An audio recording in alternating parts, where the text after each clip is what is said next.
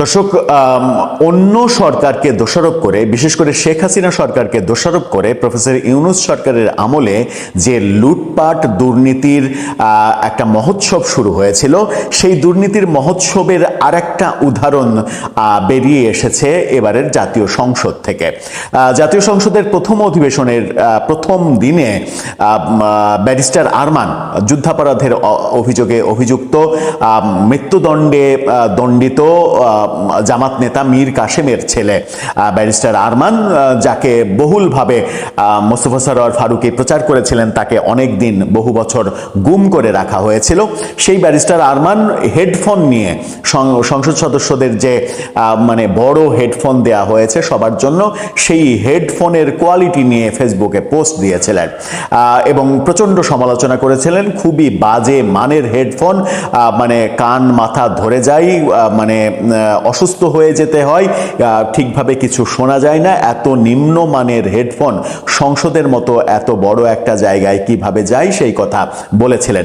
এবার জামাতেরই আর একজন সংসদ সদস্য শাহজাহান চৌধুরী, যিনি অনেক বিতর্কিত একজন চরিত্র, যিনি কিনা এমন কথাও বলেছেন যে আমি বললে সূর্য থেমে যায়, এরকম বিতর্কিত কথা, বহু বিতর্কিত কথা এই চট্টগ্রামের নেতা বলেছেন।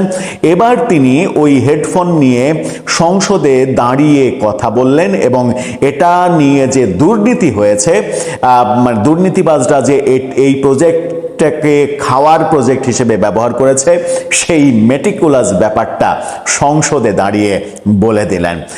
প্রফেসর ইউনূসের আমলে তাহলে হয়নিটা কি? একমাত্র যেটা হয়নি সেটা হচ্ছে যে ভালো বাণী বলেছেন শুধু, কিন্তু ভালো কর্মটা হয়নি। বর্বর থেকে সভ্যতায় আসার কথা বলেছেন শুধু, কিন্তু আদতে সভ্যতা থেকে বর্বর জাতিতে পরিণত করেছেন এই জাতিকে, যে জাতিটাকে তিনি মবের জাতি হিসেবে প্রতিষ্ঠিত করেছেন। চলুন একটু জেনে দেখি এই শাহজাহান চৌধুরী হেডফোন নিয়ে কি বলছেন। প্রফেসর ইউনূসের মেটিকুলাস দুর্নীতির ইতিহাস আবার সংসদ থেকে কিভাবে বেরিয়ে এলো। থাকবেন দর্শক। বলছিলাম, সংসদ সদস্যদের জন্য সংসদে যে হেডফোন দেয়া হয়েছে, এই যে মোটামুটি ধরে নেওয়া যায় যে 400 হেডফোন তো দেয়া হয়েছে। আমি জানি না যে অতিথিদের জন্যও হেডফোন দেয়া হয়েছে কিনা। তবে সংসদ সদস্যদের জন্য হেডফোন দেয়া হয়েছে 300 জন সংসদ সদস্য, সাথে 50 জন মহিলা, সংরক্ষিত মহিলা আসনের তারা থাকবেন, স্পিকার সহ অন্যান্য কর্মকর্তারা, সব মিলিয়ে 400 হেডফোন তো দেয়া হয়েছে। তো এই 400 হেডফোনের প্রজেক্ট তো বেশ ভালো টাকার প্রজেক্ট। এখন এই হেডফোন নিয়ে এই কথাও এসেছে যে একটা ব্র্যান্ডের নাম হেডফোনে লেখা রয়েছে। আমি সেই ব্র্যান্ডের কথাটা বলে সেই ব্র্যান্ডের বিজ্ঞাপন করতে চাই না, কিন্তু সামাজিক যোগাযোগ মাধ্যমে দাবি উঠেছে সে জিনজিরা থেকে তৈরি করা সেই ব্র্যান্ডের স্টিকার লাগানো হেডফোন এই সংসদে সাপ্লাই করা হয়েছে, দামি ব্র্যান্ডের হেডফোন বলে। এবার শাহজাহান চৌধুরী যেটা বলছেন, ইত্তেফাকের শিরোনামটা দেখে নিন, সেখানে বলছে হেডফোন নিয়ে শাহজাহান চৌধুরী, লুটপাট বাহিনীরা খাওয়ার জন্য এত বড় বোঝার ব্যবস্থা করেছেন। অর্থাৎ এই যে এত বড় হেডফোনটা, সেটাকে একটা বোঝা বলছেন এবং বলছেন যে লুটপাটকারীরা খাওয়ার জন্য এই ব্যবস্থা করেছেন। এই লুটপাটকারী কারা?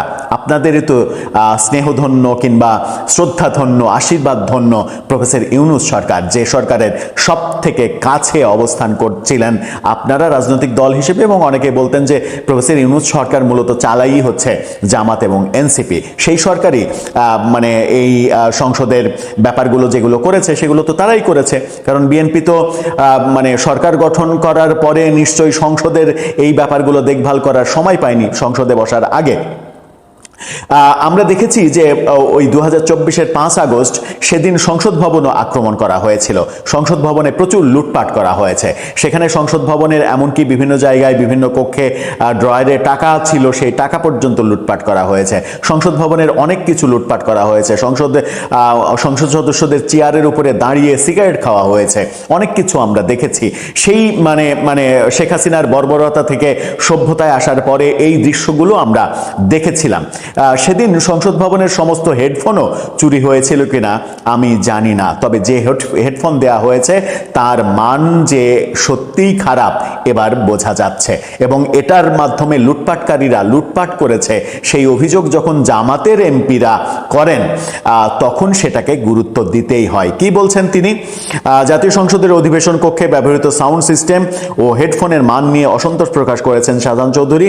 তিনি হেডফোনের আকার নিয়ে ব্যঙ্গ করে বলেন, এখন এত বড় বোঝা, এটা মনে হয় একটা বাজেট করেছিল আর ওখান থেকে লুটপাট বাহিনীরা একটা বিল করে খাওয়ার জন্য এই ব্যবস্থাটা করেছে।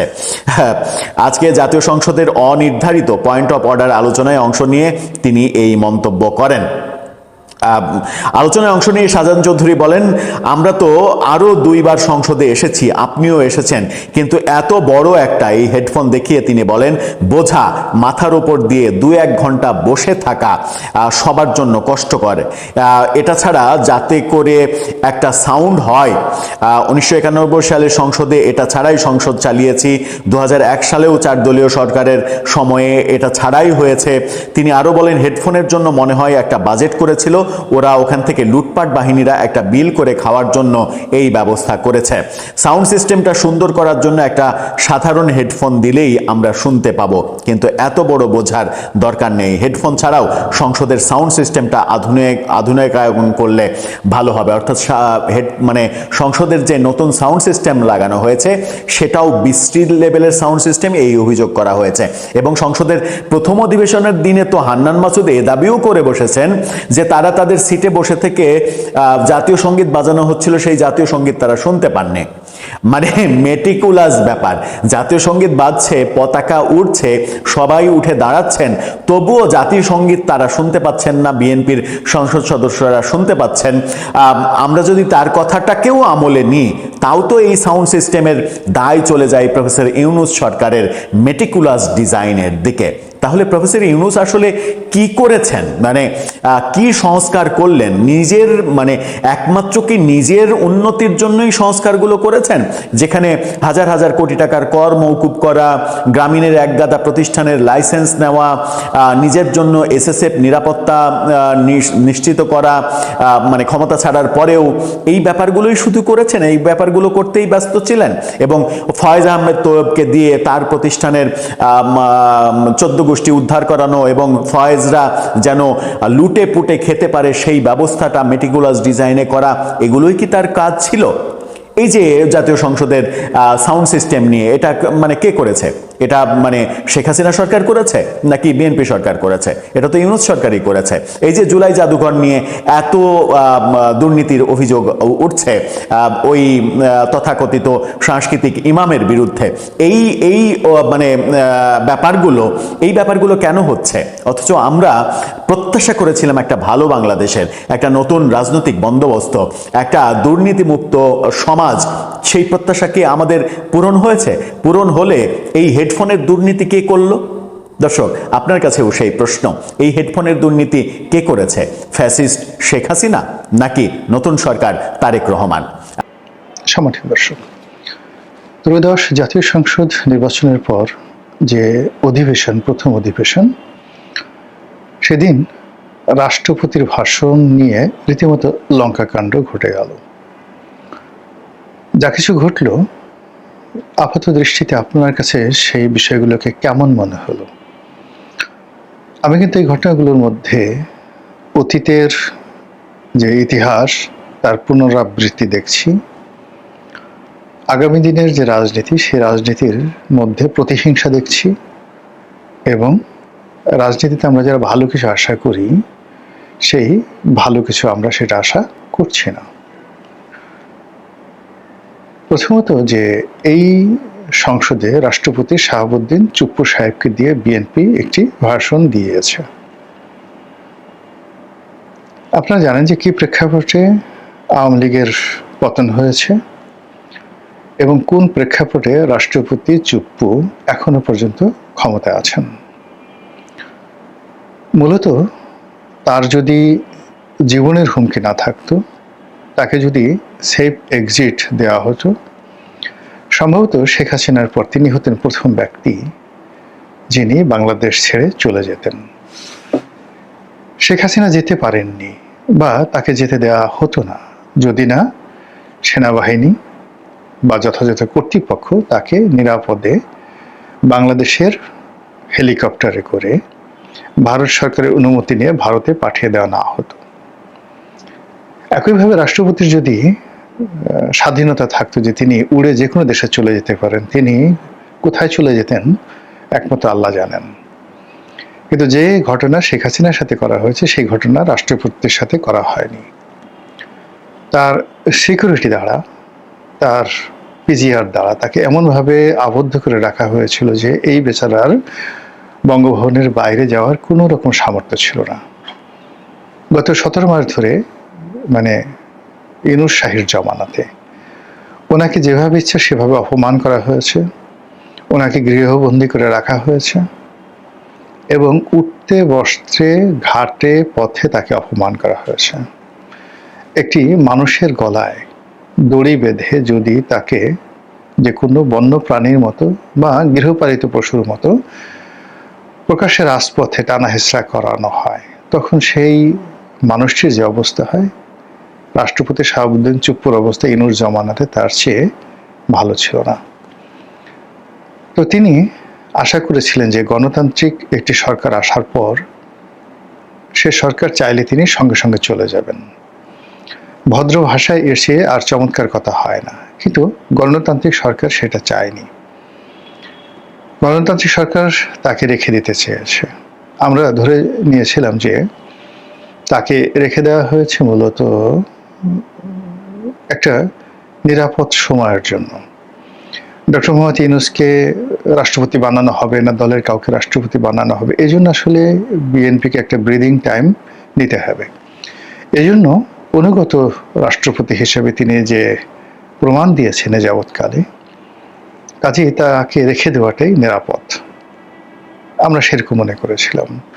কিন্তু রাষ্ট্রপতির ভাষণের পরে যেটি মনে হলো, আওয়ামী লীগকে অপমান করা, রাষ্ট্রপতিকে অপমান করানো এবং দেশের মানুষকে প্রতিহিংসার রাজনীতির একটি নতুন নাটক প্রদর্শন করার জন্য রাষ্ট্রপতিকে দিয়ে ভাষণ দেওয়া হলো।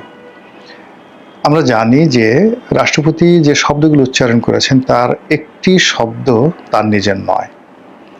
আমরা এও জানি যে ক্যাবিনেট ডিভিশন থেকে রাষ্ট্রপতির ভাষণ যেভাবে লিখে দেওয়া হয়, তিনি সেখানে একটি সেমিকোলন ডট এটা দিতে পারেন না।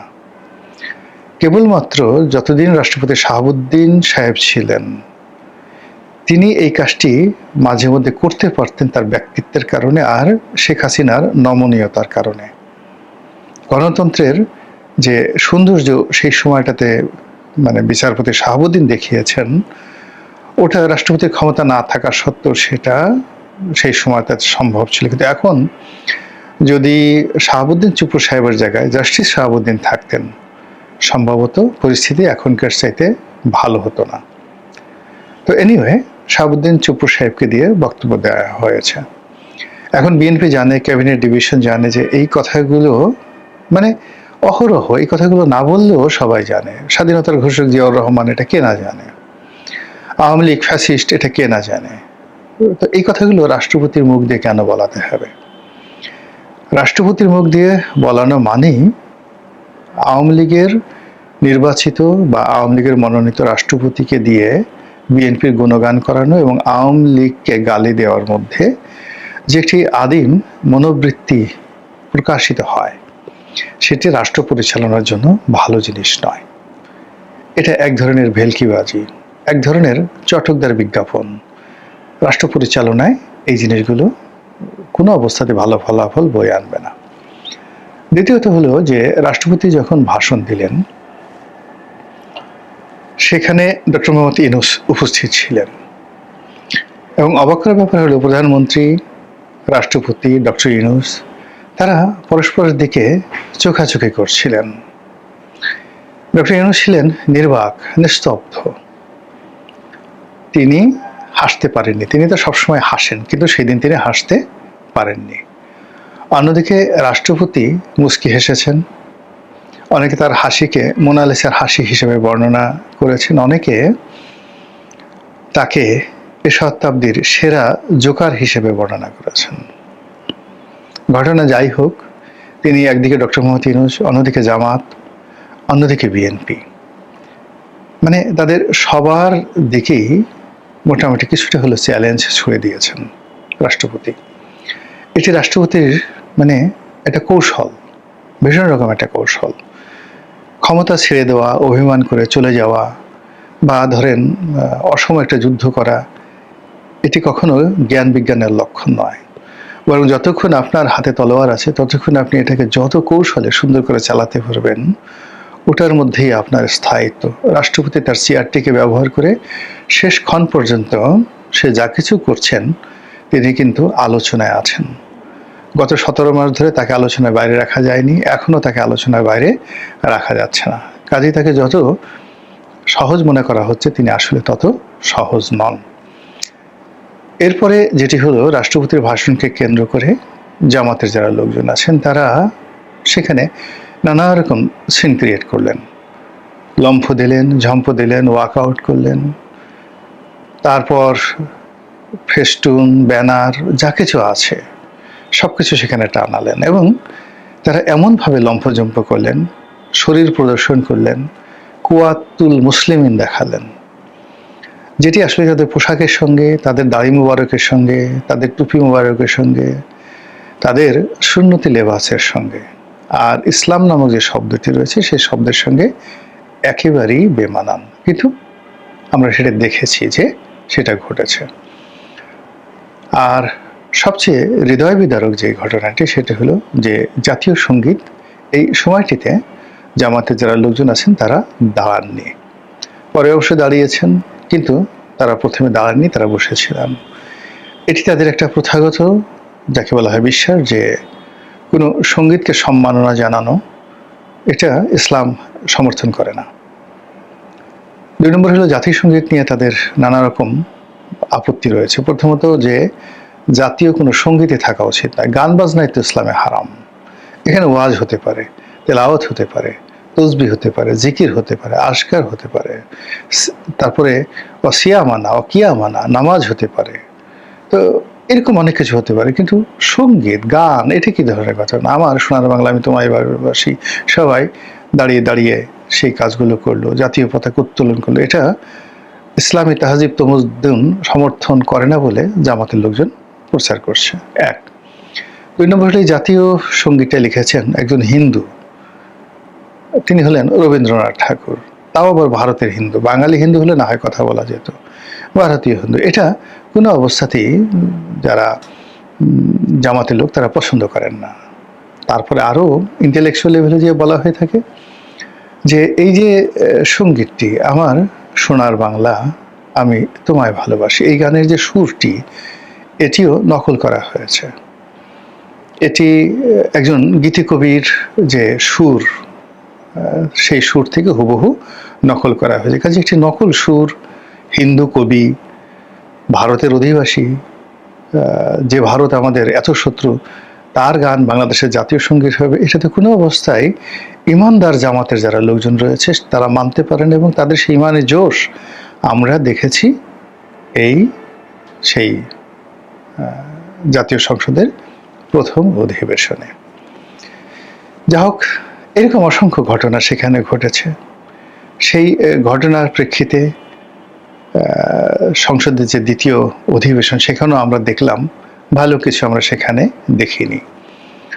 তো সামনে যে রাজনীতি, সেই রাজনীতি সংসদের অধিবেশন থেকেই আমরা বুঝতে পারি যে এখানে জামাত কিংবা বর্তমান সরকার যারা আছেন কিংবা রাষ্ট্রপতি আছেন কিংবা ক্ষমতার জন্য বলয়গুলো রয়েছেন, সেই বলয়ের মধ্যে যে সমন্বয় হওয়ার কথা সেটা হচ্ছে না, সহমর্মিতা হচ্ছে না, এবং কোথায় যেন একটা হাহাকার। যেমন বাড়ির বড় ছেলে মারা গেছে বা বাড়ির মুরব্বী মারা গেছেন, ঠিক ওই সময় কারো মুসলমানি হলো, কোনো একটা বাচ্চা ছেলের মুসলমানি হলো এবং সেটার জন্য গান বাজনা হচ্ছে ছাইয়া দিল মে আনারে।